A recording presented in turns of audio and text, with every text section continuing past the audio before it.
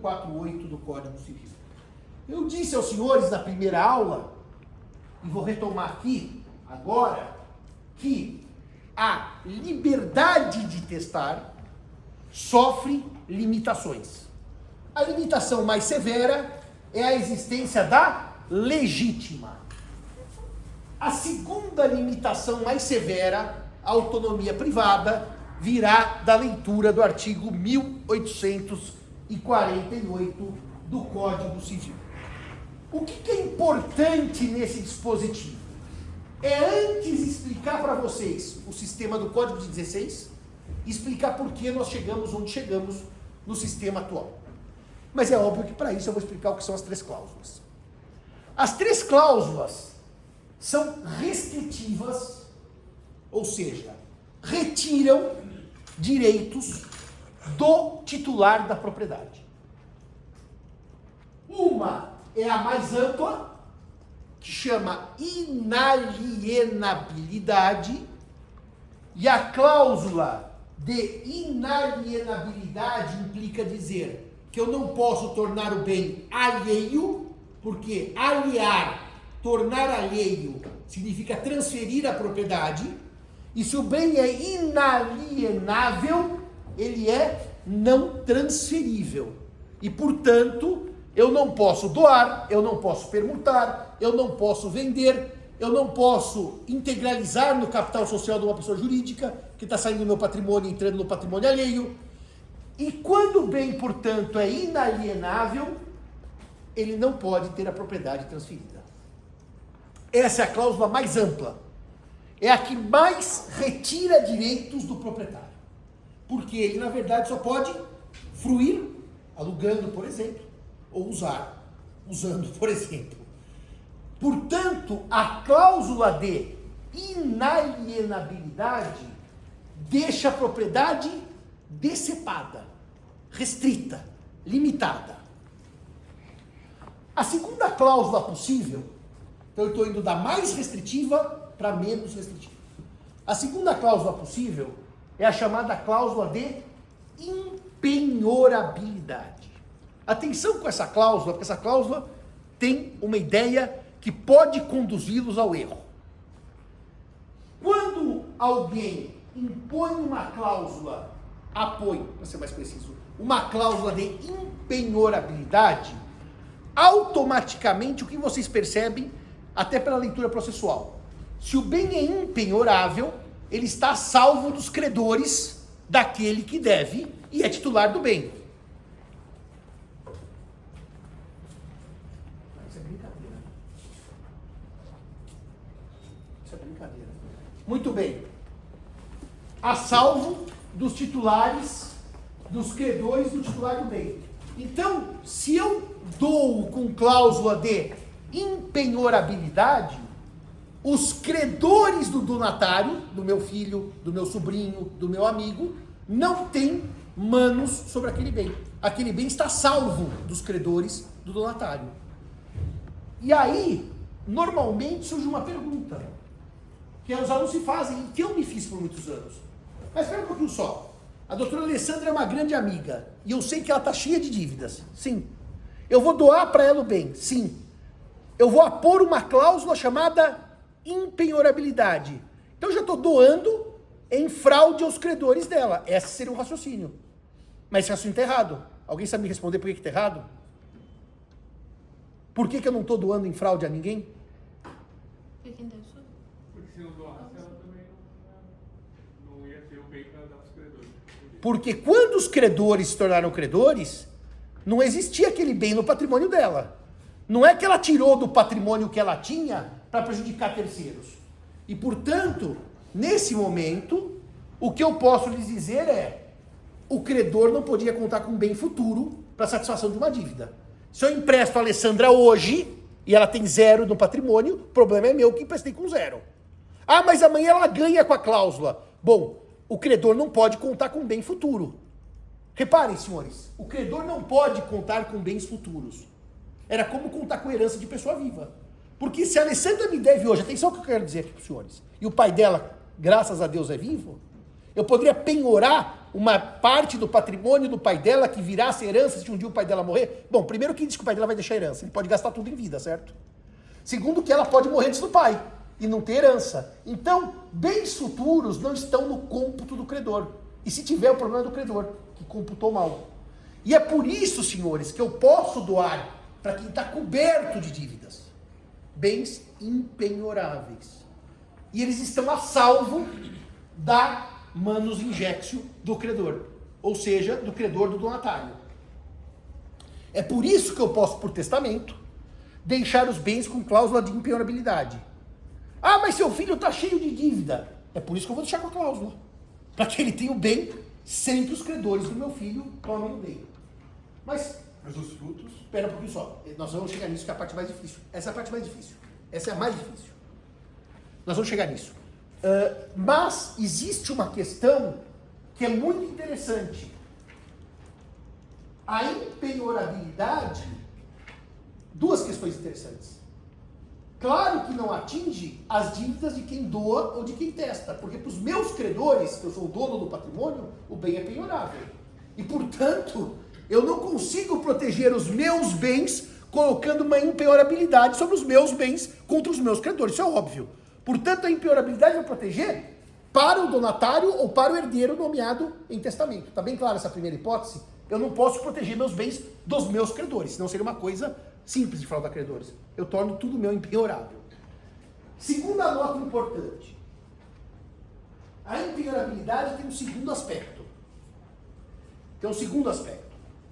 Se o bem ele é impenhorável, ele também, eu olhei até agora sobre a ótica do credor, ele também não pode ser dado em garantia. O que isso significa? Se o bem é impenhorável, eu não posso dá-lo em hipoteca, eu não posso dá-lo em penhor, eu não posso dá-lo em nenhuma modalidade de garantia. Portanto, reparem, senhores, que a impenhorabilidade tem essa dupla faceta. Os credores não podem tomar o bem e eu não posso dá-lo em garantia. Agora, repara uma coisa.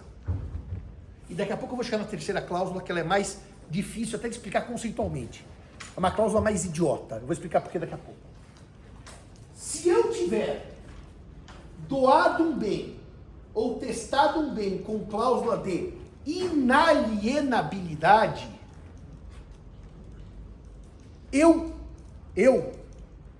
dei uma extensão que, por força do artigo, vou dizer o artigo agora, 1911, eu vou falar de dois artigos, 1848 e 1911, transforma esse bem também em impenhorável. Ou seja, quem diz que o bem é inalienável, não precisa dizer inalienável e impenhorável. A impenhorabilidade decorre da inalienabilidade. Quem trava no mais, travou no menos. Tá bem claro isso?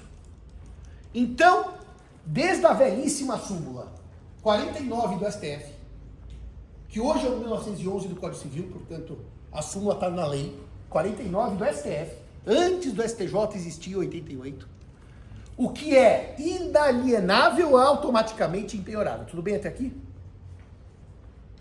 Agora, isso não quer dizer que eu não possa excluir. Dizer, o bem é inalienável, mas é penhorável. Eu vou criar cláusula, eu posso retirar a impenhorabilidade do conteúdo da inalienabilidade. Então eu posso dizer, dou com cláusula de inalienabilidade, meu filho não pode doar, não pode vender, não pode permutar, mas o bem é penhorável. Então meu filho pode dar em garantia. Só que vocês concordam comigo? Que se eu não quero que meu filho venda o bem e permito que ele dê em garantia, basta ele dar em garantia e não pagar, ele vai vender por uma execução do banco. Eu chego no banco e digo assim, banco, você me empresta 500 mil? Sim, que você dá em garantia essa casa. Porque vender eu não posso, tá? Vender eu não posso. Não paga o banco toma a casa. Eu vendi, estou entendendo essa venda? Não é venda, é uma execução. Portanto, é difícil compreender por que alguém doaria ou testaria um bem com cláusula de inalienabilidade, permitindo a penhorabilidade. Normalmente é o contrário. Você doa o bem como impenhorável, mas alienável. Por quê? Por quê? Se você doa o bem E quando eu digo doa, doa ou testa, testa ou doa, não importa. É um ato gratuito, inter vivos ou mortis causa, tá? Quando eu dou ou testo um bem com cláusula de impenhorabilidade, eu estou tirando dos credores do donatário ou herdeiro o direito de penhora. Mas se eu não tiver credor, eu posso vender esse bem. Ou seja, o bem é alienável, mas impenhorável. Antes de chegar na terceira cláusula ainda, qual é o grande problema da inalienabilidade e que não é problema na impenhorabilidade? Vocês vão me perguntar, mas se eu doar ou eu testar certo bem com a cláusula de inalienabilidade, depois eu vou mostrar bonitinho como é que o código fez, mas eu estou só trazendo as ideias gerais para depois entrar no conceito legal, no texto de lei. Tem um problema nesse modo. Você diz que a casa é inalienável e doa, ou a casa é inalienável e testa. Por quê? É uma casa de família, tá? Há 10 gerações, eu não quero que meu filho, no primeiro aperto, venha daquela casa. Tá bom. Imaginemos que aquela casa está num bairro que sofre uma deterioração. Se o bem é inalienável, eu vou correr os riscos daquele patrimônio que valia 100, mudar para 10, porque o bairro piorou. Há um caso famosíssimo de uma herança do começo do século XX, que o proprietário era muito rico em imóveis. Sabe em que região de São Paulo? A região que depois foi construído o elevado Costa e Silva, que hoje é o elevado João Goulart, o Minhocão. E todas as casas embaixo sofreram uma desvalorização de 90% do dia para a noite. Ou seja, eu era milionário e fiquei pobre. Mas eu podia vender? Não, porque a casa é inalienável. Então, quem impõe inalienabilidade corre o risco de ter o seu patrimônio evaporado e eu não posso vender. Sabe aquela velha história? Vou vender antes que desvalorize? Na inalienabilidade, não vou vender antes que desvalorize, porque eu não posso vender. E daí vocês vão me perguntar, a inalienabilidade, ela então se choca com algum outro valor? E nem estou dizendo do direito constitucional, porque eu podia falar, ela pode chocar com o valor da função social da propriedade. Pode, mas com algum valor, vamos ficar só no Código Civil para não publicizar o debate. Claro que choca, porque tem a autonomia privada de quem impõe a cláusula, mas uma restrição da autonomia privada de quem recebe com a cláusula. Porque eu escolho que você não vende e você não vende. Até quando? Que vem a professora vão fazer. Até quando essa inalienabilidade ou essa impenhorabilidade vale? Elas valem até, cuidado com isso, hein? A morte de quem recebe o bem com essas cláusulas. Até a morte. Elas são vitalícias. Então, se eu disser, dou para o meu sobrinho com cláusula de inalienabilidade e impenhorabilidade, durante a vida inteira dele, o bem é inalienável e impenhorável. No dia que ele morre, as cláusulas param de produzir efeitos. Deixa eu dizer isso de uma maneira bem clara para os senhores. As cláusulas podem ser apostas com prazo, por 5 anos, por 10 anos. As cláusulas podem ser apostas com condição. Se formar, tudo isso é possível. Ou seja, a lei não impede nem condição, nem termo. Mas na prática da vida, e olha que eu já vi muito imóvel clausulado, as pessoas têm o hábito de clausular sem limite temporal. Por exemplo, uma vez eu fui auxiliar um cliente, ele queria clausular, mas clausular até que os filhos tivessem 25 anos. Ele não queria que antes disso os filhos vendessem um imóvel que ele estava doando. Por quê? Porque ele achava que eles eram jovens e com 25 anos eles teriam melhor noção de negócios. Então nós clausulamos. O bem é inalienável até que os donatários completem cada um 25 anos. Tudo bem? Isso é possível. Isso é possível.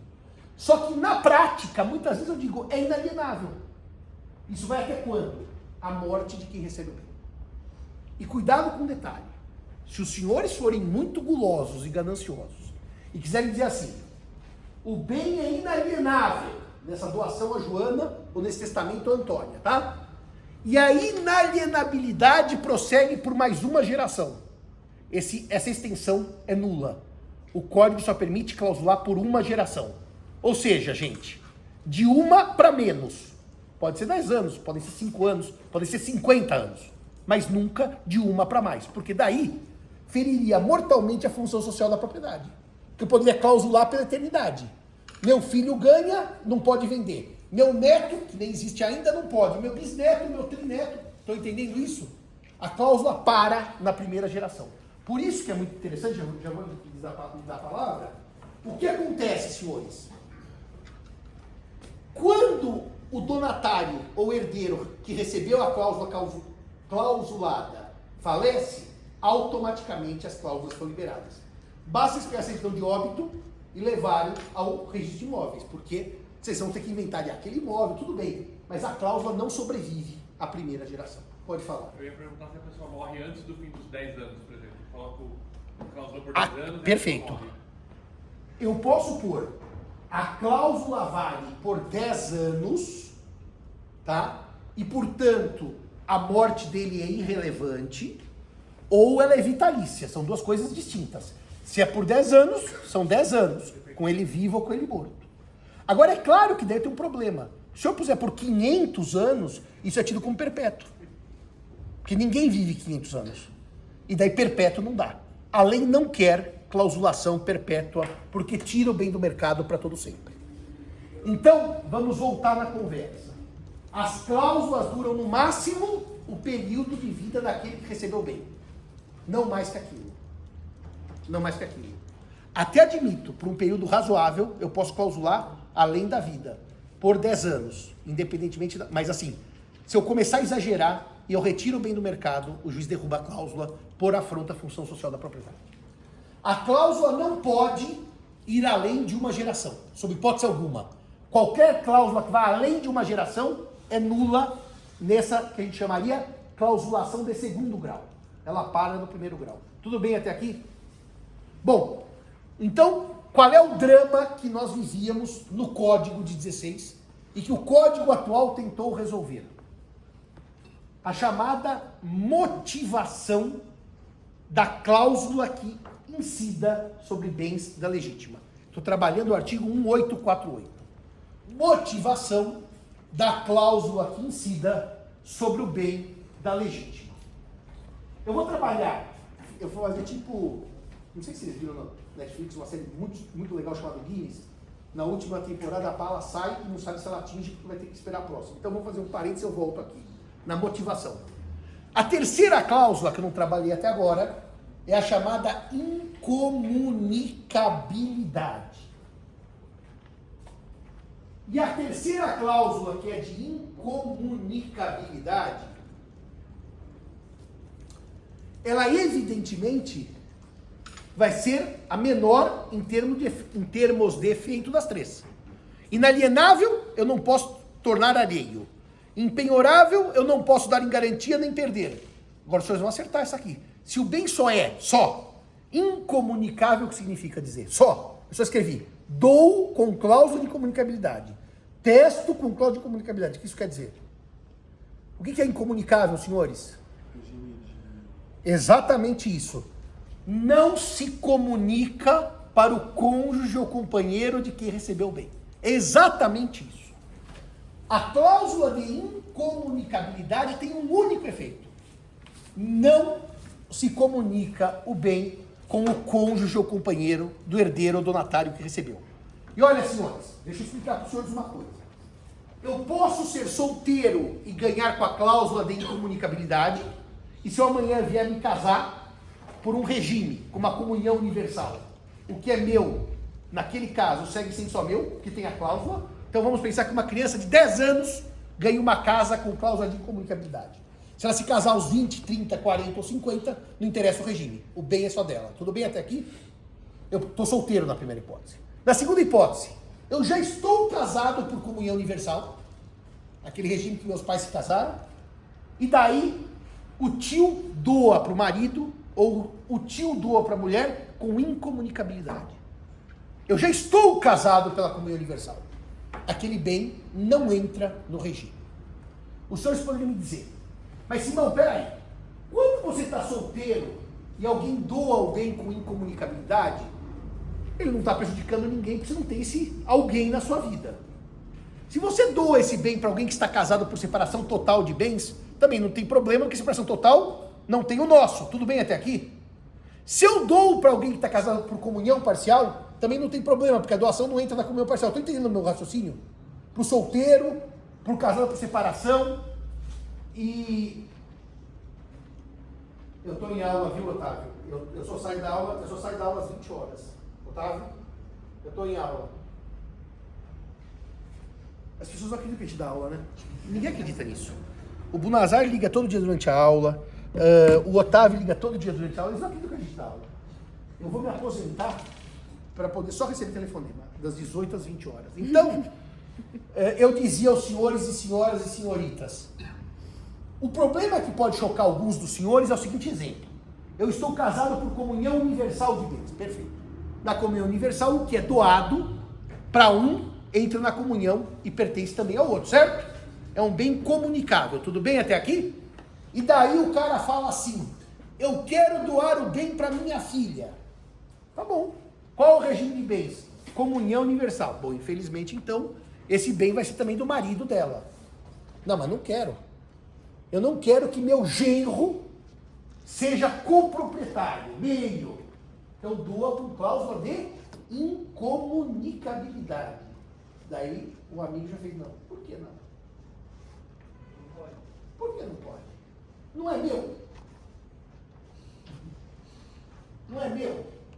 O genrão pode ficar esperando que tudo que eu doar para minha filha ele tenha metade, ele tem essa justa expectativa. Ou seja, repara na minha pergunta como ela é capciosa. A maioria disso não pode, mas está errado, pode. Porque é o seguinte, ele não pode, ou ela não pode, se casou com o meu universal, contar que todos os bens futuros sejam comuns. Porque o código diz que nem todos os bens futuros são comuns. Se o senhor ler as regras lá do artigo 1677 e depois o 1678, ele vai dizer que não se comunicam na comunhão universal os bens doados com cláusula de incomunicabilidade. Então, por que pode doar, isso não é fraude? Porque a lei autoriza. Se a lei autoriza, não é fraude.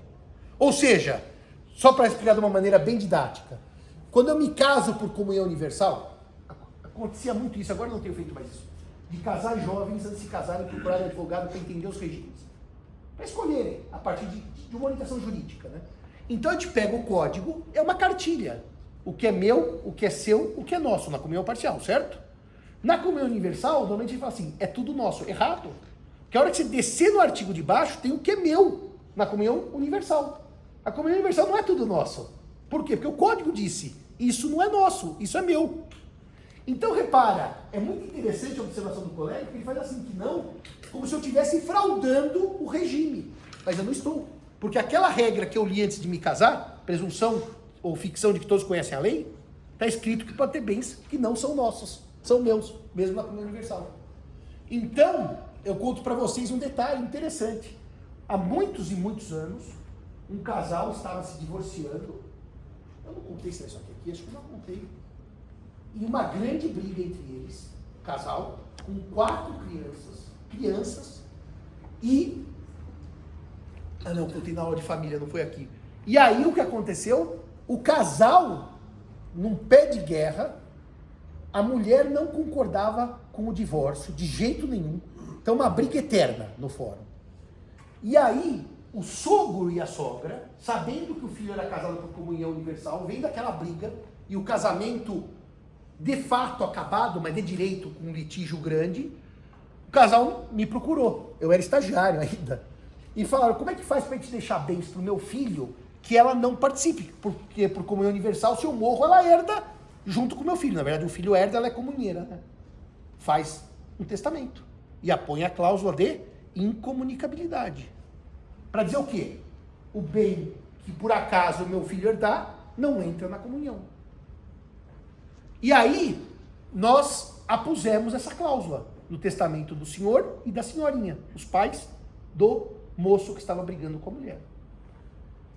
E foi muito estressante o processo, porque nós estávamos na velha e boa separação litigiosa, com prova de culpa, e o meu cliente ia a toda a audiência e chorava e dizia, eu amo essa mulher, eu não quero me separar dela, e ela dizia, mas eu não te suporto, eu quero me separar de você.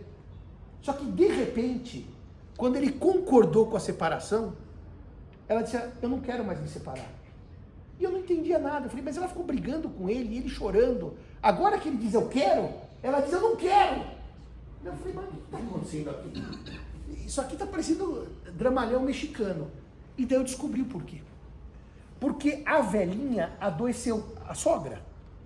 E a advogada disse, se você não se separar dele, e ela morrer, pela comunhão universal, ele herda o patrimônio, e você me herda aquele vasto patrimônio. Então vamos segurar a separação. E a hora que o juiz João Mendes decretou a separação, depois de 3 audiências que ele dizia não quero e chorava, e na quarta que ele disse eu quero, ela falou agora quem não quer sou eu, e o juiz decretou a separação, eles apelaram para o TJ, e eu não estava acreditando naquilo, porque a mulher sempre disse que não queria o casamento. E daí quando o TJ confirmou a separação, que punha fim ao regime de bens, e portanto se a velhinha falecesse, ele seria o dono e não ela, a meeira, eles apelaram, entraram com recurso especial para a STJ, eu falei, não estou acreditando nisso.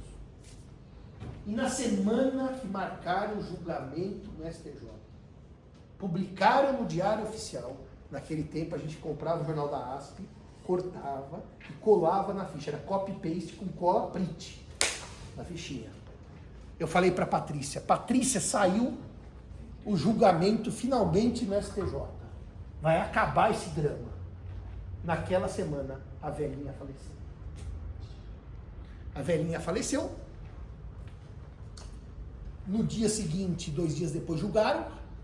A separação foi tida por ocorrida, mas nessa altura, quando houve o falecimento, ainda tinha efeito suspensivo.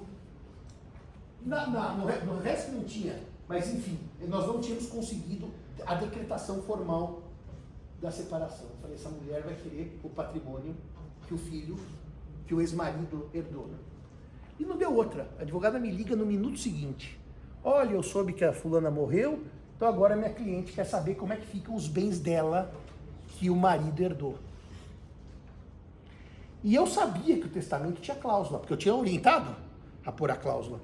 Aliás, o escritório que eu advogava era muito curioso, porque eu tinha 22 anos, portanto, foi no meu 5º ano isso.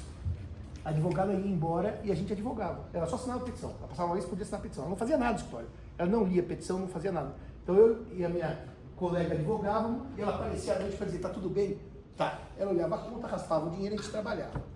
E daí, quando me ligou a advogada da parte contrária, eu tive um grande prazer em dizer para ela, infelizmente a senhorinha faleceu. E como é que fica a parte da minha cliente? Eu falei, doutora, a parte da sua cliente precisamos esperar para ver com calma. Só para não dizer que tinha cláusula, para não frustrar a expectativa, para deixar a mulher ansiosa, para falar para a cliente, ficamos ricos, só para aquele espírito de porco, né? E daí na semana seguinte, e agora a parte da minha cliente? Estamos indo bem a parte da sua cliente. Só que existe um procedimento, como eu lhes disse, quando alguém morre com testamento, de entrar com um procedimento que chama-se abertura, cumprimento e o que é a ler? Registro. E registro do testamento. E quando eu entrei, dei cópia para a mulher, ela viu que o testamento tinha cláusula. Ela só não me xingou de FDP, porque ela me xingou de todos os palavrões, que eu era um mentiroso, etc. Mas eu não tinha dever de contar para ela que nós tínhamos sacaneado a cliente dela. Porque nós sacaneamos dentro da lei, certo? A lei permite cláusula de incomunicabilidade. Só que reparem, o código de 16... então, quem diz inalienável, diz impenhorável e incomunicável. Se eu não quiser que diga tudo, tem que tirar. É inalienável, mas não é impenhorável. É inalienável, mas não é incomunicável. Porque se eu disser uma, valem todas. 1911 do Código. Só que o Código de 16 não exigia que eu justificasse porque eu estava tornando inalienável, ou impenhorável, ou incomunicável. Estava no puro campo da autonomia privada. Eu não precisava dizer por quê. Eu dizia, é incomunicável, ponto. E a cláusula prevalecia, porque eu não tinha exigência legal de motivação. Exigência legal de justificativa. Qual que era a crítica que o Código de 16 sofria? Bom, mas se o doador ou testador pode pôr essa cláusula porque ele quer, ele está, na verdade, agindo em excesso de autonomia. É uma autonomia muito ampla para ele dizer, é inalienável porque eu quero, é impenhorável porque eu quero, é incomunicável porque eu quero. Isso não é justo. Esse era o debate no Código 16. O que esse que vos fala dizia? É justíssimo. Porque se eu trabalhei, o patrimônio é meu, eu ponho a cláusula se eu quiser. Afinal, ninguém tem expectativa de ser herdeiro. Eu não posso vender tudo, gastar tudo, curtir a vida e deixar zero para os meus filhos? Ou tem uma regra constitucional que diga assim, você é obrigado a deixar herança? Bom, se não tem essa regra, por que eu sou obrigado a dizer por que eu quero clausular? Eu adorava a regra do Código 16. Adorava. Bom, daí veio o Código 2002. E o Código 2002 trouxe o famigerado artigo 1848, que eu estou trabalhando desde o começo da aula, que vai dizer o seguinte: se eu resolver clausular os bens da parte disponível, bom, senhores, disponível é disponível. Eu posso deixar até disponível para uma instituição de caridade sem explicar o porquê, eu não preciso justificar. Está clausulada a disponível. A disponível é aquela que eu tenho autonomia plena até para retirar dos herdeiros necessários. Portanto, disponível, os senhores façam o que quiser. Mas, se forem clausular legítima, vocês devem motivar. Só a legítima. Só a legítima. Devem justificar. Esse dispositivo, que é fruto desse choque entre a autonomia do testador e normas de ordem pública, que eu chamei na primeira aula de espírito de compromisso entre a liberdade romana e o direito germânico, esse dispositivo, ele é comemorado por aqueles publicistas. Porque se eu tenho que justificar a clausulação, seja por inalienabilidade, impenhorabilidade ou incomunicabilidade, a clausulação dependerá de um requisito formal: ter justa causa, ter justo motivo. Se esse requisito não for atendido, o que ocorre com a cláusula? A cláusula perde eficácia. Então vamos pensar hoje, tá? 2025. Eu faço um testamento e digo assim: deixo a parte legítima para o meu filho com cláusula de inalienabilidade e não justifico. A cláusula caiu, ela é ineficaz. Ou seja, não há cláusula. Depois eu vou mostrar isso na prática como ocorre. E se eu disser, deixo para o meu filho a legítima com cláusula de inalienabilidade porque meu filho é um sujeito inexperiente, corre risco de fazer maus negócios. Será que isso basta? Ou eu teria que dizer só, quero proteger o meu filho. Será que isso basta?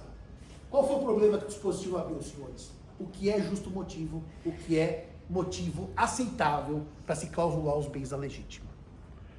O resultado prático disso, senhores e senhoras, é que antes a clausulação estava no campo. Eu estou falando só dos bens da legítima, que disponível, vocês já entenderam que eu faço o que eu quiser, e se clausular não preciso explicar nada. A clausulação da legítima estava no campo da autonomia, da vontade do testador. Ele clausulava porque ele queria clausular. Ele não precisava explicar por quê. Hoje, a clausulação de bens da legítima exige uma explicação do porquê. Explicação essa controlável pelo juiz, se o tema for levado ao magistrado. E o que se percebe hoje desse tema nos tribunais? Afinal, o código já tem de vigência, 2003, 2025, são 22 anos sendo testado pelos tribunais. Daqui a pouco também vou mostrar para os senhores o chamado direito intertemporal, que eu posso ter feito um testamento em 2000 sem cláusula, com cláusula sem motivação. Só que eu morri em 2020, quando já existia motivação. Vou mostrar para vocês como é que resolveram, mas daqui a pouco. Como é que os tribunais têm experimentado o artigo 1848? Qual é o grau de exigência dos tribunais para motivar, para justificar essas cláusulas? As cláusulas têm um cheiro de velharia, tem um cheiro rançoso e, portanto, boa parte da doutrina é absolutamente contrária às cláusulas. queria que as cláusulas não existissem. E quem quer que as cláusulas não existam, claro que vai criar mais e mais requisitos para eu ter que justificar para não derrubar as cláusulas. Se eu for antipático às cláusulas, eu vou dizer, não, tem que motivar muito bem, escrever sobre tudo. Quem é mais simpático às cláusulas pode dizer, para proteger meu filho basta. Outro vai dizer, não, tem que explicar. Para proteger meu filho porque ele é inexperiente, é uma pessoa que nunca trabalhou. Sabe? Eu vou ter que ir aumentando as linhas de explicação. Como os tribunais, em regra, são antipáticos às cláusulas, porque as cláusulas travam o direito de propriedade que recebe o bem. Seja de alienar, seja de comunicar no casamento, seja de dar em garantia. Trava. Os tribunais têm exigido justificação concreta, não em abstrato, para proteger a família, para garantir que o bem não saia da família. Sabe aquelas coisas mais, chamaria de genéricas? Não, tem exigido que você seja mais preciso. Então, por que você está clausulando esse bem com impenhorabilidade? Porque meu filho, João, é um devedor contumaz, não sai do bet online, já perdeu tudo que tinha, é um vagabundo. Essa casa certamente ele vai queimar na roda do bicho ou na roda do samba. Então, o João tem que ser protegido de si próprio. Não é assim, porque João é inexperiente, vírgula, eu me preocupo com o seu futuro. Não, tem que detonar com o João. Tá certo? É mesmo. E não estou dizendo isso de sacanagem, de ironia. Porque senão o tribunal diz assim, não, a cláusula é muito fraquinha. Proteção do quê? O João é tão bonzinho. Então vocês têm que explicar a cláusula. Mas vocês concordam comigo que a cláusula de inalienabilidade e de impenhorabilidade são mais fáceis de explicar do que de incomunicabilidade? Porque vamos pensar, só vamos pensar agora, na prática, nos efeitos disso. Vamos pensar o seguinte, eu dou para a senhora com inalienabilidade, o bem está fora do comércio. É antinatural isso, a senhora não pode vender, não pode dar em garantia. Se eu dou bem para ela, impenhorável, os credores não podem tomar, eu não posso dar em garantia.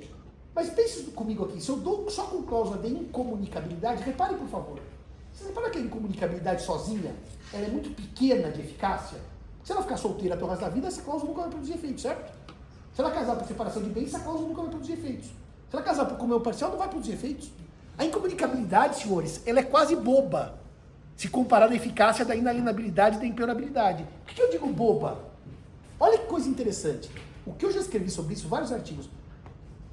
Eu nunca dei parecer sobre isso, mas olha aqui. Se eu dou o bem inalienável, o prejudicado é o proprietário, que não pode vender. Se eu dou o bem impenhorável, o prejudicado é o proprietário, porque não pode dar em garantia. Se eu dou o bem incomunicável, o beneficiário é o proprietário, porque ainda que case por comunhão universal, não vai perder a metade. Vocês estão entendendo o que é uma coisa boa para quem ganha com incomunicabilidade? A incomunicabilidade nunca é ruim para quem recebe. Ela nunca é ruim. Porque na pior das hipóteses, o que é meu nunca será de meação de terceira ou terceira. Tá bem claro isso? Ninguém se prejudica quando ganha alguma coisa com incomunicabilidade. Você pode dizer, prejudica com quem eu sou casado. Tá bom, mas não eu mesmo. É por isso que a incomunicabilidade é estranha ter que explicar. Porque a inalienabilidade tira o bem do mercado. É antinatural. Quebra a função social e a função econômica, porque os bens são feitos para circularem. A impenhorabilidade, em menor sentido, também retira o bem do mercado, para dar garantia ou para ser tomado por dívidas. Mas a incomunicabilidade, desculpem, senhores e senhoras, ela não causa nada ao patrimônio. Não é do João e da Maria, é só do João. Ou não é do Antônio e do José, é só do José. Reparem, não há nenhuma crítica à função social da propriedade ou à função econômica. Logo, a doutrina diz, ter que justificar a incomunicabilidade é um excesso de intervenção do legislador sobre a autonomia privada. O que é meu continua alienável e penhorável. Logo, é meu. Só dizendo, é do meu filho, não é da minha nora. É da minha filha, não é do meu genro. E, portanto, a doutrina desceu o pau na ideia de motivação da incomunicabilidade, que foi um excesso do legislador exigir que eu justificasse ou motivasse a incomunicabilidade. Mas é um fato, né? Ela está aí, né? Está no código. Eu tenho que motivar, eu tenho que justificar, sob pena de ineficácia. E aí, senhores e senhoras, tem uma questão muito bonita, que eu debati outro dia, que eu acho linda essa questão.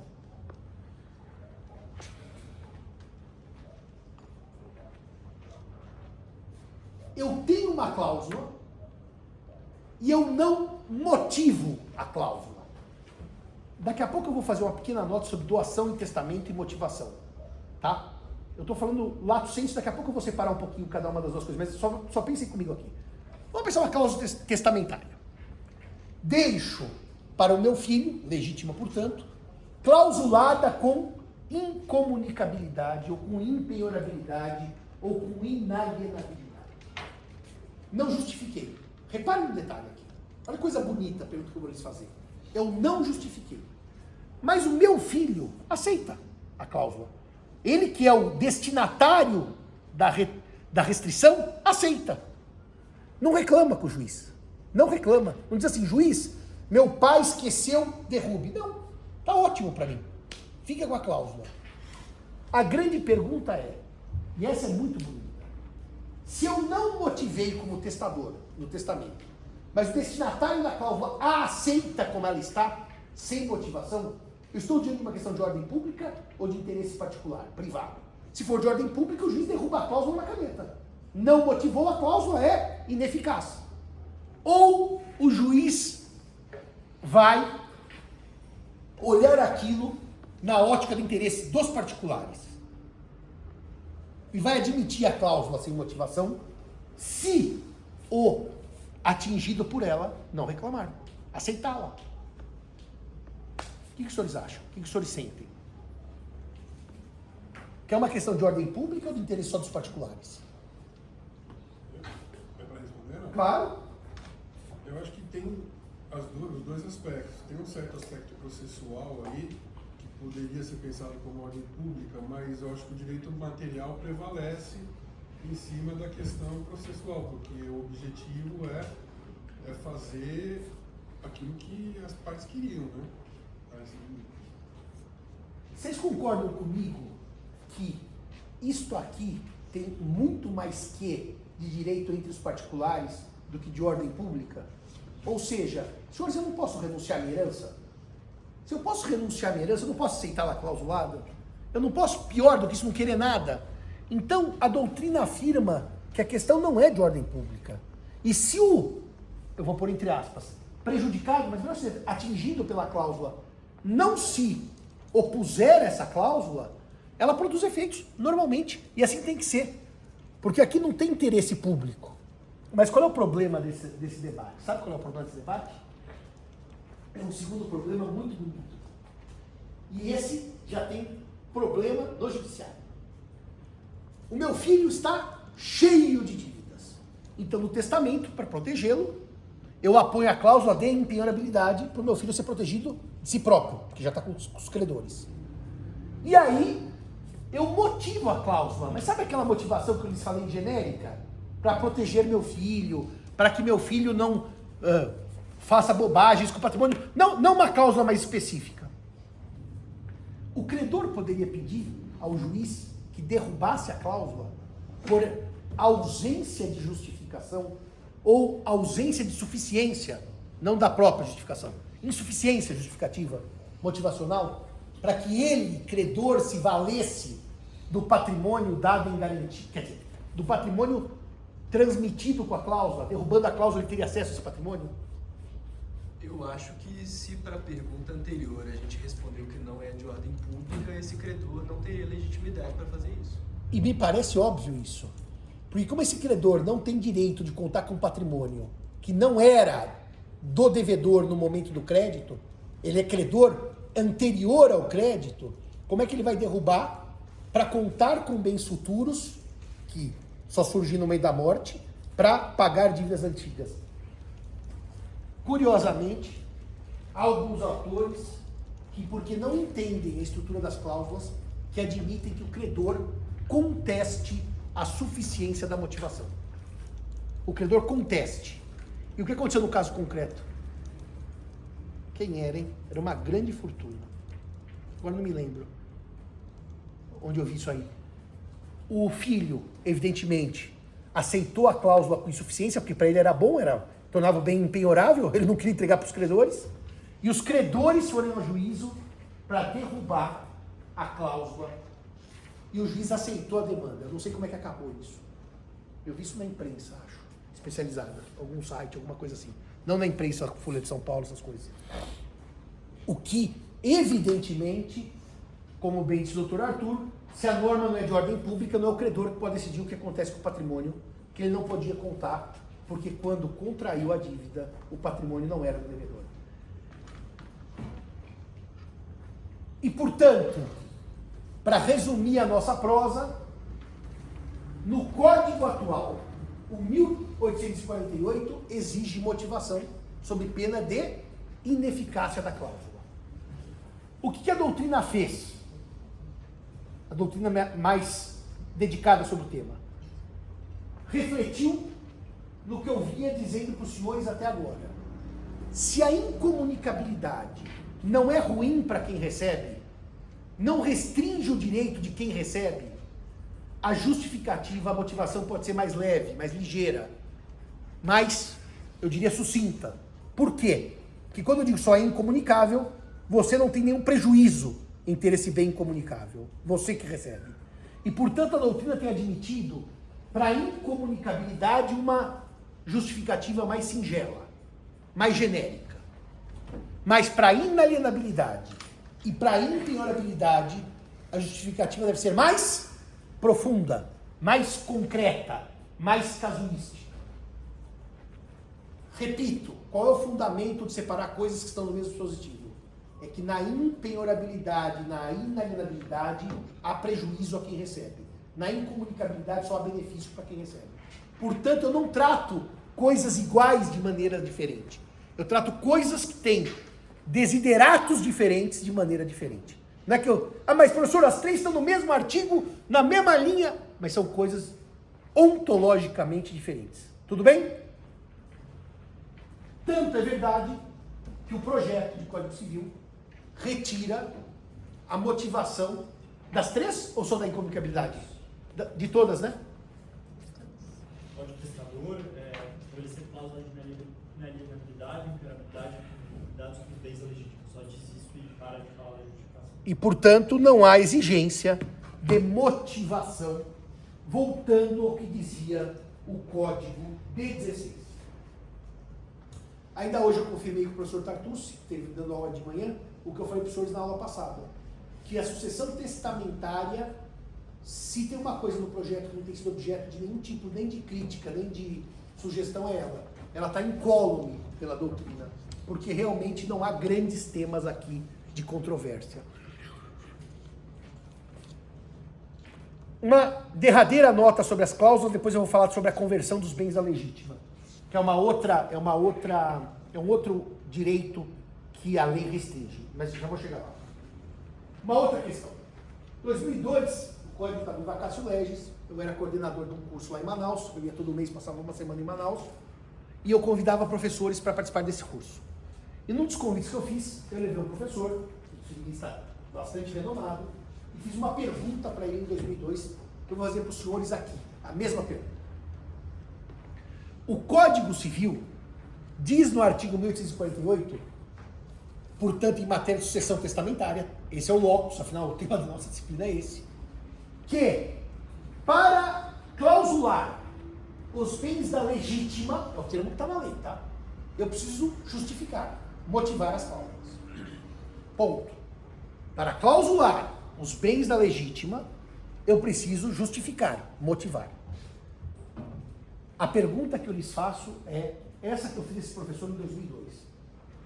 Se eu for não deixar em testamento, eu vou sair da sucessão testamentária, eu vou para doação. Então eu vou doar os bens da legítima para os meus filhos, aquele planejamento sucessório. Eu dou tudo com usufruto. Dou em partes iguais, para que os dois tenham a mesma quantidade, não haja briga. Eu vou doar tudo que eu tenho, inclusive os bens que, se eu morresse naquele minuto, comporiam a legítima. Ou seja, eu vou doar tudo. Eu precisaria justificar eventual cláusula de inalienabilidade? Então vou contar para vocês o caso concreto que me levou a essa pergunta. O meu cliente resolveu curtir a vida. Ele tinha dinheiro fora do Brasil, ele resolveu fechar a empresa dele e doar para os filhos todos os imóveis dele e da mulher, tudo. E viver com esse dinheiro nessa conta no exterior. E mudar do Brasil.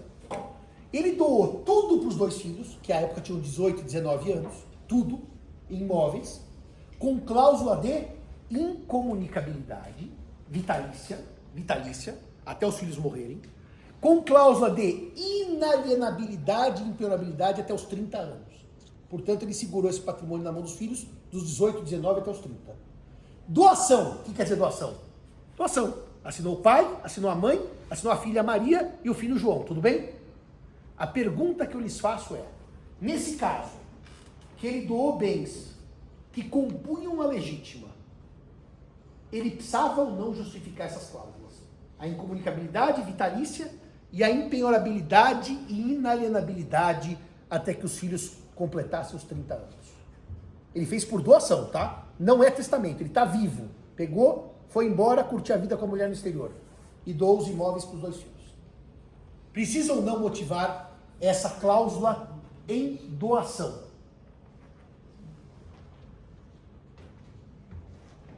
Para o testamento não precisa dizer se precisa ou não, porque está escrito na lei, né? Então precisa, claro. Por que eu estou trazendo a doação aqui?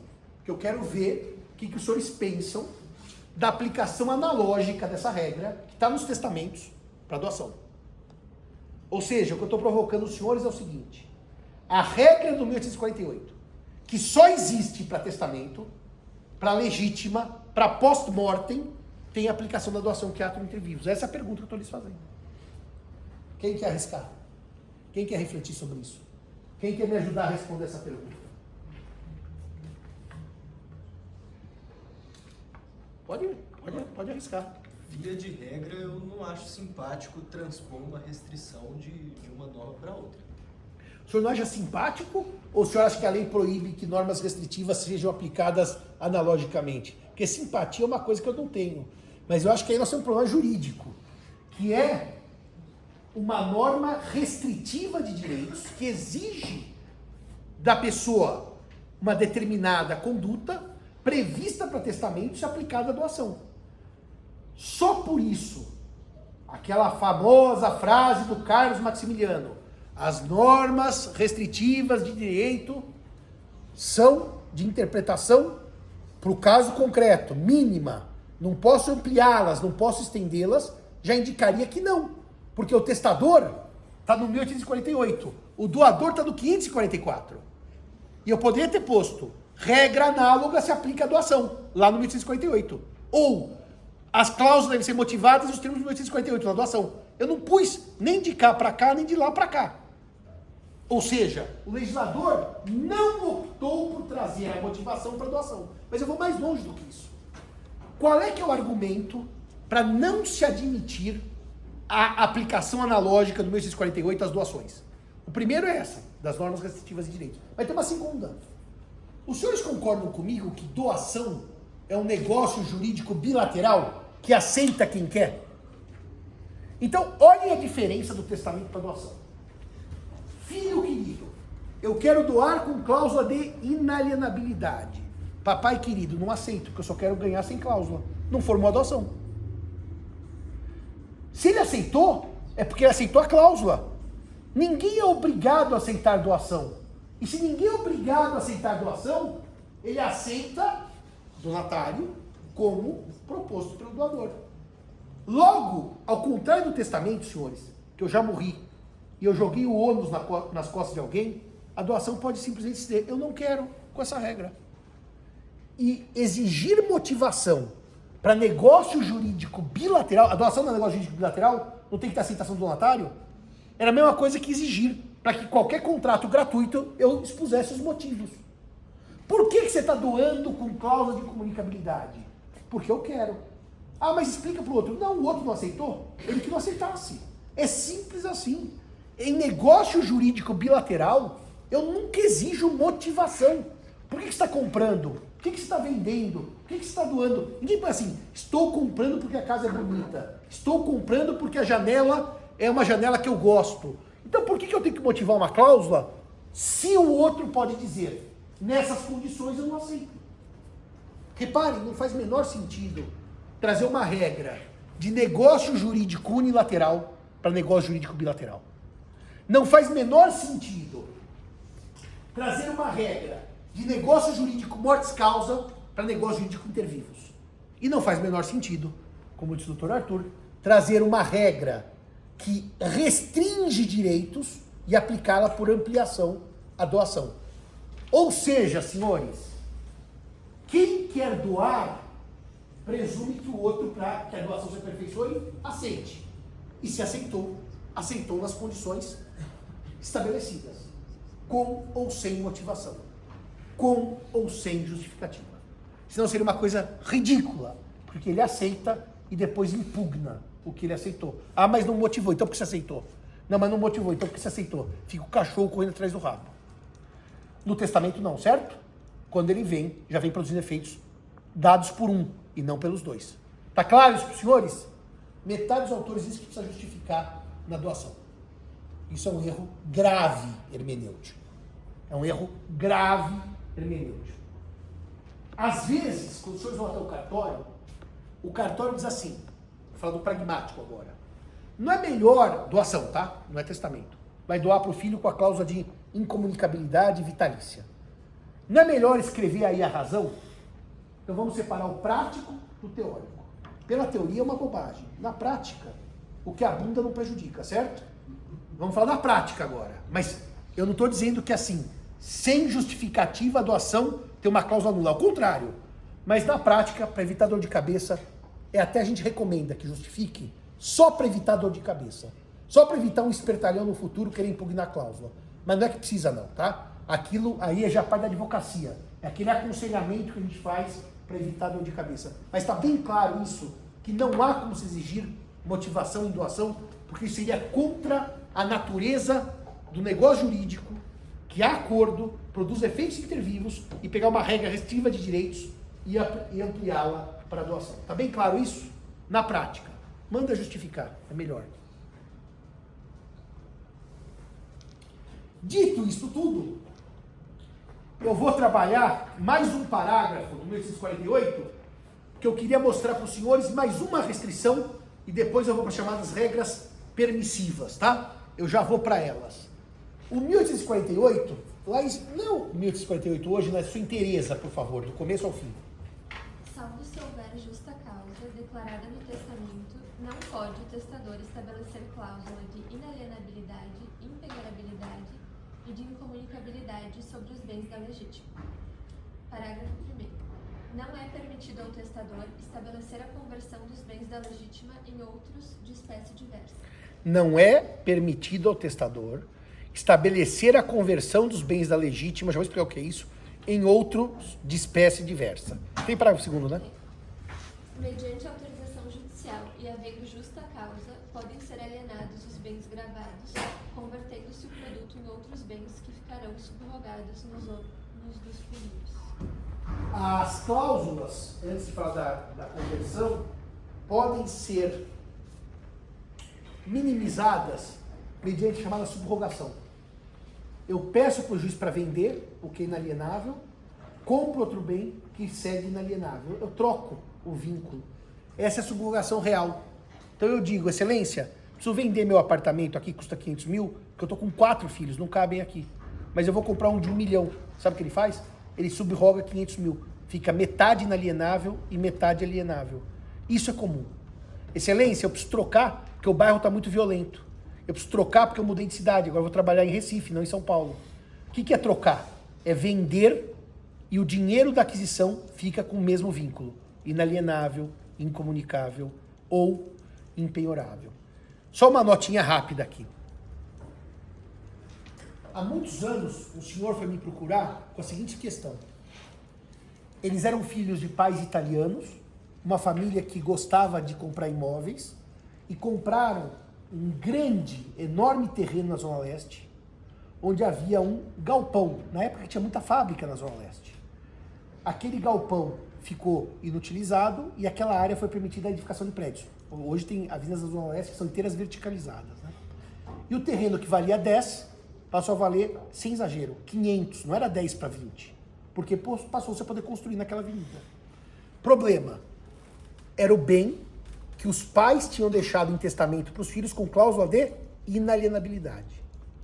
Hoje, os filhos já eram senhores e senhoras, 80, 90 anos. Ou seja, essa doação, ou esse testamento, acho que foi doação, foi feita assim, nos anos 50. E os idosos queriam vender o terreno por uma razão óbvia. Aquele era todo o patrimônio deles. Eles não podiam aproveitar em nada daquilo, porque a alocação daquilo não daria 1/10, 1/1000 da renda da venda, e eles queriam vender. Porque tinha um com 80, um com 90, um com 70. Repare, se vende e compra outro, subroga. Troca o vínculo. Mas vender e gastar o dinheiro, como é que eu falo para o juiz?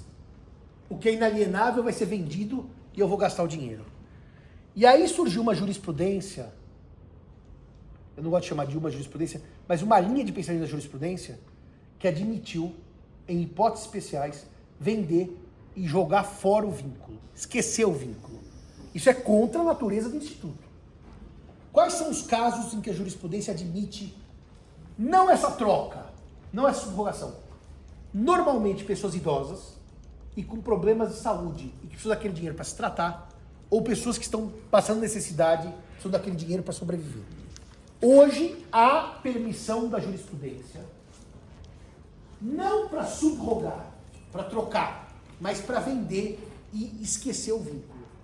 Por óbvio que essa orientação não é majoritária, porque se for majoritária, eu tinha que dizer para os senhores, a cláusula acabou no sistema. Mas há uma linha que pesa princípios jurídicos e diz, entre a autonomia do testador e a saúde do herdeiro, que hoje está com 90 anos, está com câncer, que foi o caso que eu acompanhei, e precisa se cuidar, vende o imóvel e ele paga a doença. Nem que seja, doutores, para vender um imóvel de 30 milhões, falar, fica 29 milhões em penhorável, mas 1 milhão ele gasta como ele quiser para pagar o tratamento de saúde. Não precisa liberar tudo bem? Mas libera uma parte.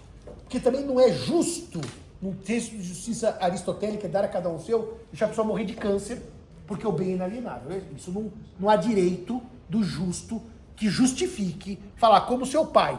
E nesse caso ainda, os senhores imaginam, a inalienabilidade tinha produzido efeitos por 50 anos. Não era uma inalienabilidade que ficou 2 dias. 50 anos os velhinhos não podiam se aproveitar do que era deles. O juiz admitiu a venda para que ele pudesse pagar o tratamento de saúde. Há casos desses. Mas eu não estou dizendo que isso é regra. Se fosse regra, eu tinha começado a dizer o seguinte, a inalienabilidade não vale nada até que o juiz derrube. Eu estou dizendo que são exceções. Tá claro isso que eu estou dizendo? E exceções com base em direito assistencial ou existencial. Tá? Não é assim, já durou muitos anos, derruba a cláusula. Não é bem essa conversa. Então vamos falar agora da conversão dos bens à legítima. Artigo 248, parágrafo 1º. Eu tenho muitos imóveis. E tenho 2 filhos que se detestam. Eu digo assim, quer saber de uma coisa? Sabe o que eu vou fazer? Eu vou pôr uma cláusula no meu testamento, dizendo assim, quando eu morrer, todos os bens da legítima e da disponível, todos os imóveis, devem ser vendidos, no meio até uma empresa para avaliação, um possível leiloeiro, e o dinheiro partilhado entre os meus filhos. Resolveu o problema. Porque com o dinheiro eu divido. Com o imóvel eles são condôminos do todo, vai dar uma baita briga, e eles vão começar a se matar no dia seguinte por causa das casas. A lei diz não. Você não pode converter os bens da legítima em outra natureza. Nem dinheiro, né, Laís? Ou ele diz que dinheiro pode? Não, fala que não é permitido em outros de espécie diversa. Outros de espécie diversa. Portanto, a velha ideia de vender tudo e virar dinheiro não dá. A disponível dá, tudo bem? Converte, vira dinheiro e divide. A legítima tem que ser mantida. Então, se eu tiver 500 imóveis, todos do mesmo valor, 250 eu vendo, 250 tem que virar imóvel. Tem que virar legítima, vai ter que ser paga. O código, no projeto, fez uma coisa óbvia. Por quê? Porque a conversão dos bens à legítima, ela pode ser essencial. Posso dar um exemplo de essencialidade? O que eu tenho, senhores? Eu tenho um negócio no campo. Um filho mora nos Estados Unidos e é médico, a outra filha mora em São Paulo e é arquiteta. Ninguém cuida da fazenda. Essa fazenda é uma dor de cabeça para os meus filhos, não é lucro. Eu poderia converter a disponível, metade. A outra metade tem que entregar uma fazenda para os meus filhos. E o PL vai dizer o quê?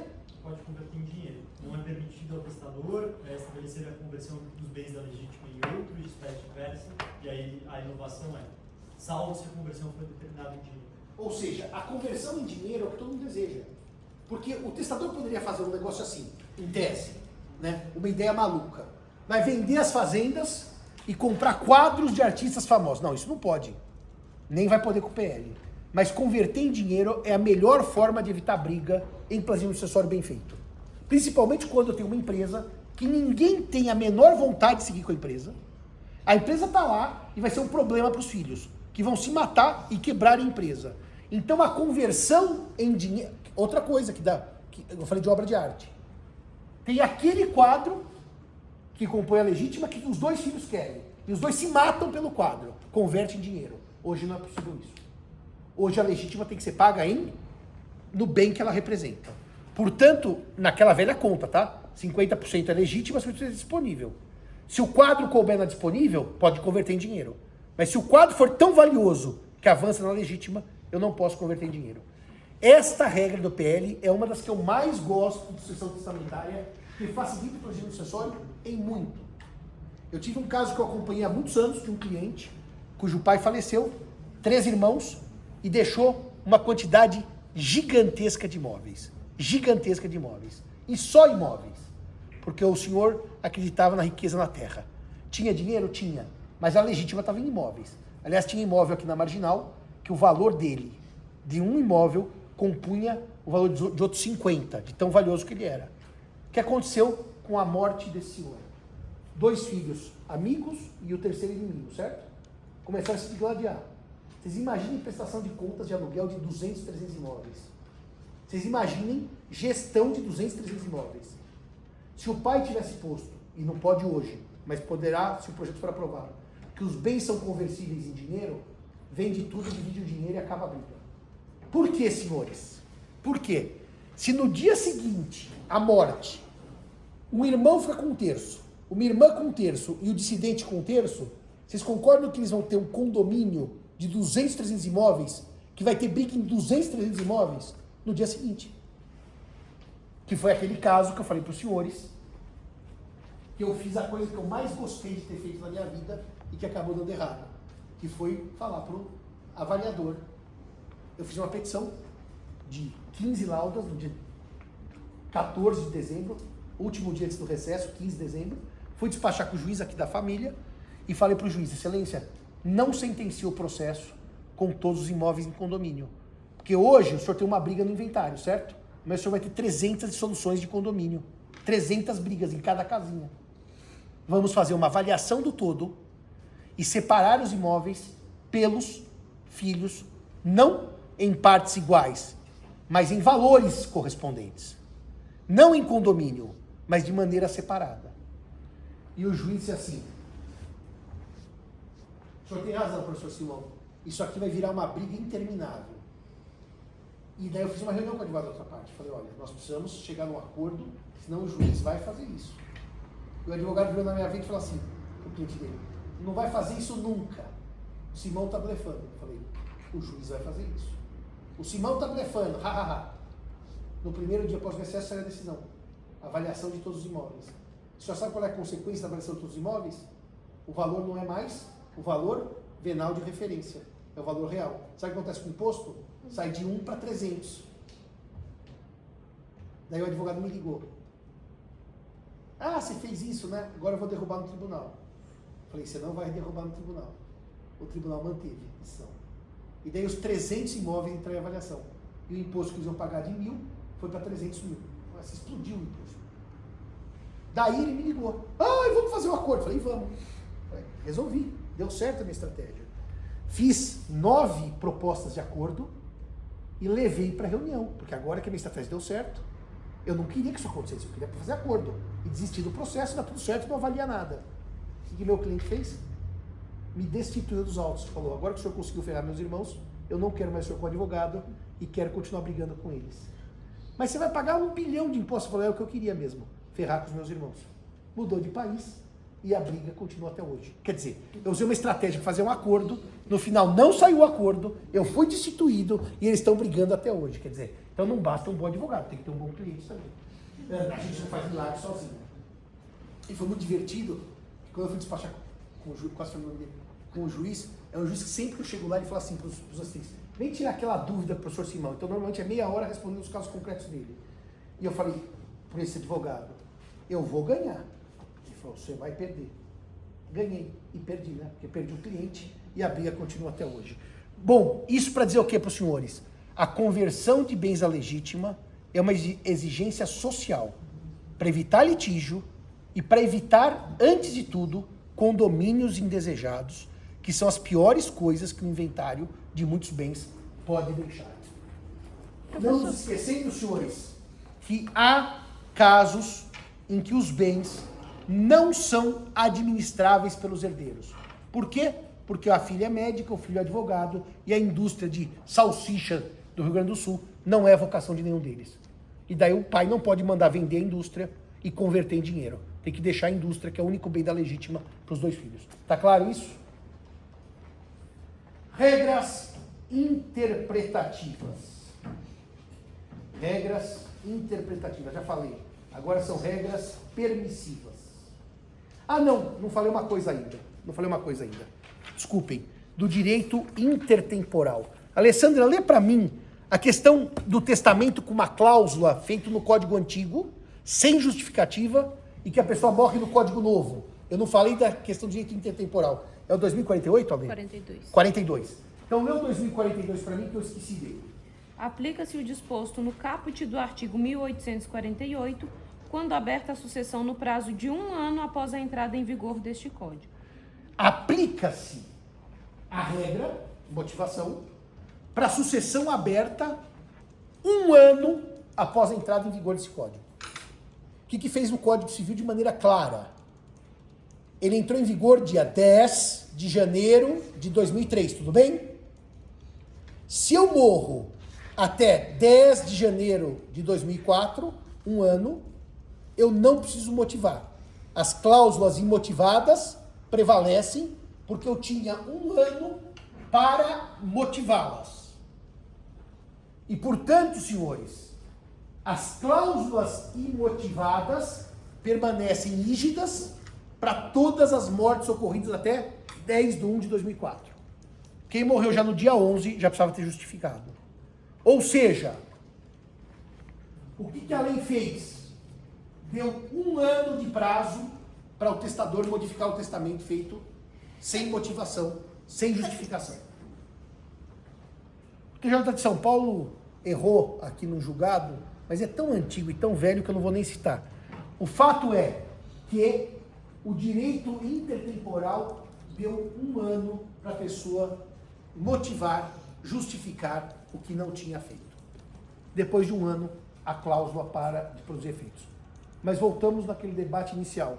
Se só interessa aos filhos e os filhos aceitam a cláusula, o juiz não pode canetar a cláusula, ainda que desrespeitado esse prazo de 1 ano.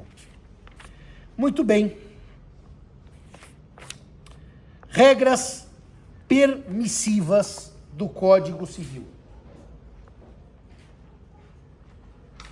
A primeira regra permissiva decorre do artigo 1897.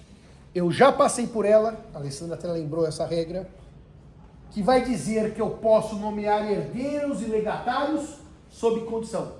Lembra que termo? Só legatário e não herdeiro. Portanto, há uma permissão de nomeação de herdeiro e legatário sob condição.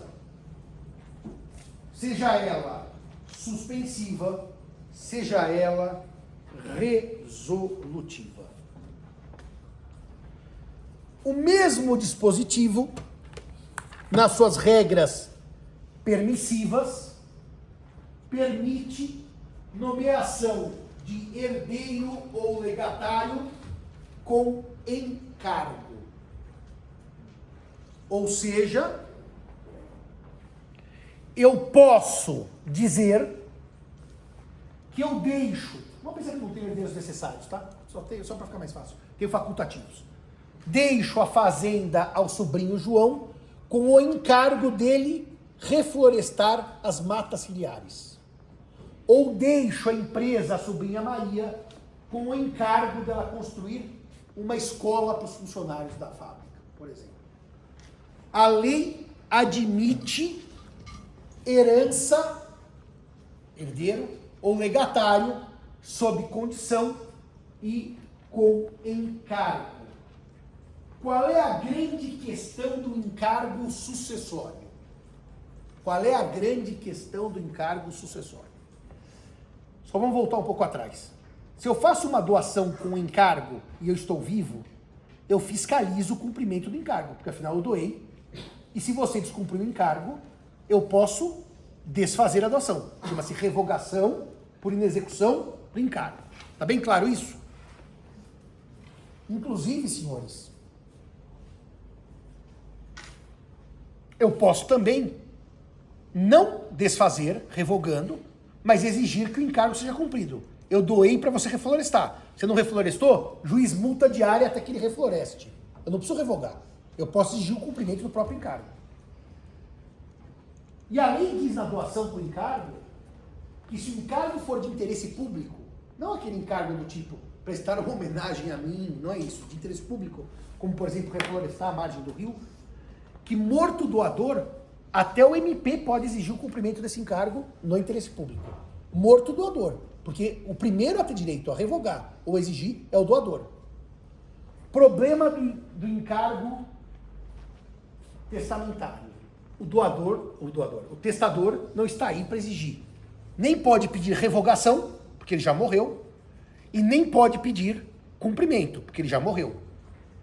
Então, repare, o testador mais esperto, ele pode fazer o seguinte, ele pode fazer o encargo na forma de condição resolutiva. Deixo a fazenda para o meu sobrinho João. Se o João não reflorestá-la em 2 anos da minha morte, a fazenda vai para Antônio. Ou seja, ele tira, resolve. Ele pode fazer isso. Pode fazer isso. Só que se ele não fizer o encargo na forma de condição, só encargo, deixo para João, que aliás, é só advogado que não sabe fazer testamento, escreve isso. Deixo para João com o encargo de reflorestar. É o pior erro que você faz. Por quê? Porque daí o João não refloresta, certo? Quem vai fiscalizar se o João reflorestou? Ninguém. Quem vai saber do encargo? Ninguém. Então você deixa o testador numa situação fragilizada depois da morte. Mas vamos dizer que ele diga assim, deixo para o João a fazenda com o encargo de construir uma estátua em minha homenagem. Povo de Sucupira, como dizia o Paulo Gracindo.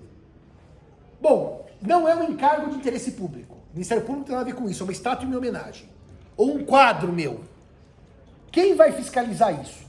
Em tese, quem tem interesse no cumprimento do encargo? Só eu que morri. Ninguém mais tem. Então vem uma grande pergunta. Se o encargo é descumprido em vida do doador, ele pode revogar por inexecução do encargo, está no código. Se é descumprido em vida pelo doador, o doador pode exigir o cumprimento do encargo. Se eu deixar um encargo com relação a terceiros, por exemplo, eu dou a casa para a doutora, doação, para que cuide da minha tia idosa. Se você não cuidar da minha tia idosa, ela também tem interesse em fazer você cumprir o encargo, porque é o interesse da tia idosa. Agora, quando eu morro, se eu deixar um encargo em favor da tia idosa, a mesma perspectiva se abre. Ela pode exigir o cumprimento do encargo. A tia idosa. Porque ela tem interesse jurídico. Agora, a grande pergunta é, e se ninguém tiver interesse no seu próprio testador? Era um encargo para ele. Por exemplo, criar uma página na internet com todos os meus textos jurídicos, sei lá. Ninguém tem interesse jurídico nisso, a não ser eu que morri. Qual é o efeito do descumprimento do encargo mortis causa? É o que eu quero explicar para os senhores agora.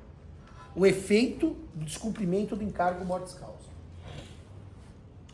Vocês hão de concordar comigo que revogação da doação pressupõe que o doador esteja vivo. Não é possível revogar um encargo testamentário, desculpem, o benefício de um encargo testamentário comigo morto. Não dá. É incoerente isso. Portanto, a ideia de desfazimento da deixa por descumprimento do encargo, mortis causa, me parece completamente fora de cogitação. Por quê? Porque efetivamente o que eu queria é que o encargo fosse cumprido. Logo, me parece que a única solução é dar legitimidade a algum herdeiro, que seria um herdeiro eventualmente legítimo, para obrigar o beneficiado pela deixa com encargo a cumprir o encargo. Eu não consigo enxergar que um herdeiro fala: juiz, sabe aquela casa que meu tio José deixou para o Antônio? Como o Antônio não fez o quadro, tira a casa do Antônio e vem para mim. Porque está fora da lógica do testador. O testador deixou com encargo para o encargo ser cumprido. Não para, se fosse descumprido, o bem voltar à sucessão legítima. Ele até pode escrever, tá? Se o encargo for descumprido, no prazo de 2 anos, o bem volta à sucessão legítima. Mas supondo que ele não escreveu isso, qual é o efeito do encargo testamentário descumprido? Alguém ter legitimidade para exigir o encargo. Ou o beneficiário, ou o Ministério Público, se for no encargo no interesse público, ou um herdeiro legítimo, se for no interesse do testador. Não vejo como o herdeiro legítimo possa pedir: excelência, desfaz a deixa testamentária porque meu primo Antônio ganhou a casa, mas não cumpriu o encargo de pintar o retrato do tio José. Eu não vejo como fazer isso. Isso está fora da lógica do testamento. Tanto que, na lógica da doação, eu tenho prazos para revogar por ingratidão. Eu tenho prazos para revogar por descumprimento de encargo. Não é uma coisa que é no interesse público. E o prazo para revogar por inexecução do encargo é um dos prazos mais polêmicos da doutrina. Tem autor que diz que é 1 ano, tem autor que diz que são 10. Tartucci diz que é 1. Eu digo que são 10. Para mostrar como não tem ordem pública envolvida aqui. Para revogar o encargo, para punir o herdeiro que não cumpriu o encargo. Não existe isso, não tem ordem pública envolvida. Aqui é interesse particular. Se tiver interesse público, o MP pode exigir o cumprimento do encargo. Estão reparando como tem mecanismo? Portanto, para esse que vos fala, o principal problema do encargo puro, não na forma de condição, porque o Bom Testamento vai dizer: se não pintar o quadro em 2 anos, perde. Você faz o encargo na forma de condição resolutiva. Se você não fizer o encargo na forma de condição resolutiva, fizer só na forma de encargo, deixe em testamento o quadro para o sobrinho Antônio para que pinte o meu retrato, pelo pintor tal. E ele não fizer, eu não vejo como os outros sobrinhos podem pedir para desfazer o testamento e voltar o bem. Eu vejo como eles podem exigir o cumprimento do encargo. E se eu deixar em benefício de alguém, por exemplo, deixo o cão com a minha sobrinha Maria, e também vou deixar um pequeno estipêndio para a senhora cuidar do cachorro, tá? E a fiscalização do meu sobrinho Antônio. Aí ele tem que fiscalizar o cumprimento do estipêndio, mas não desfazer a doação. Mas pode dizer: deixa para a sobrinha Maria, ela cuida do cão, mas o sobrinho Antônio tem poder de pedir o desfazimento da deixa, porque o cão não foi cuidado. Eu acredito que isso seja possível, que está na parte disponível, tá? Não é disponível, eu faço o que eu quiser. Porque é uma condição, né? Se não cuidar do cão, perde o estipêndio. No caso da condição explícita, Sim. quem que vai garantir no testamento que ela vai ser cumprida? Quem vai garantir o testamento que vai ser cumprida? O senhor pode nomear alguém para dar eficácia ao testamento. Normalmente, quem busca eficácia ao testamento e defende o testamento chama testamenteiro. Mas na hora que os bens são distribuídos, acabou o inventário, o testamenteiro não tem mais função. Mas o senhor pode dar uma função prolongada. O testamenteiro ir lá fiscalizar o cumprimento do legado, podendo pedir a... O código mudou alguma coisa no 1897? Não. Tem a mesma redação que tinha. Então essa é uma cláusula permissiva. Deixa eu ver se eu preciso trabalhar mais alguma cláusula permissiva para os senhores poderem ir embora e eu também. Nesse capítulo de disposição, nada foi mudado. Nada, né?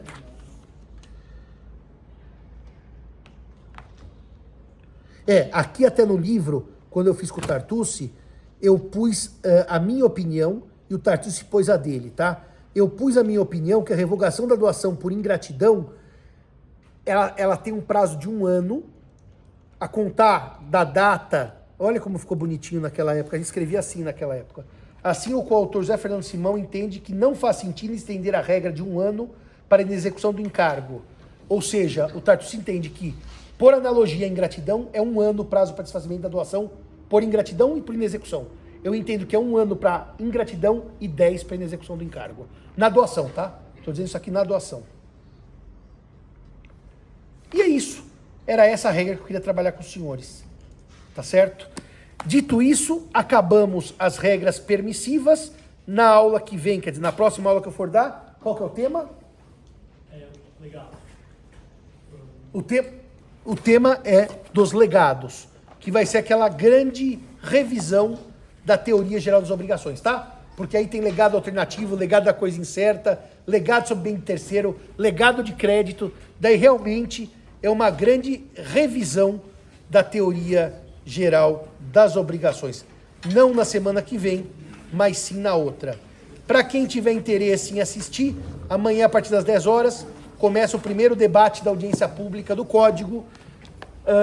A minha ida a Brasília já vai ser no período de férias nossos, vai ser no dia ou de provas de vocês, 11 de dezembro, mas no dia 30 de outubro vai ser o dia que eu vou a Brasília e vou colocar na aula de manhã, porque o Senado vai discutir as questões de família e sucessões. Aí vai ser imperdível, vai ser muito divertido ver o que os senadores pensam da família e das sucessões. Obrigado, senhores e senhoras. Até daqui a uma quinzena, se Deus quiser.